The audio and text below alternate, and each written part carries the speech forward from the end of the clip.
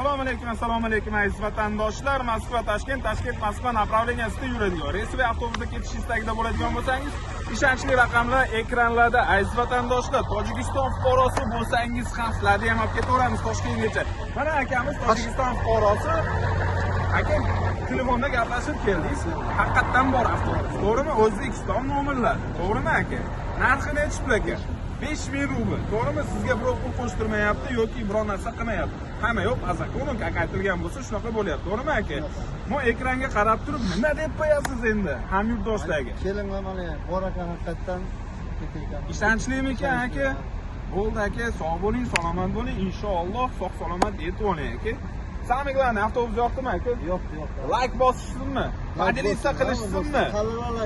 Ha, bo'ldi, podelitsa qilishib yuborsin hammaga. Ishonchli avtobuslar, aziz vatandoshlar, kimda kim shunaqa ishonchli avtobuslarda ketish istagida bo'lsa, kassa raqamlarni ekranlarga qo'yib qo'yganmiz, bemalol telefon qilaverasizlar, sog' bo'linglar, salomat bo'linglar.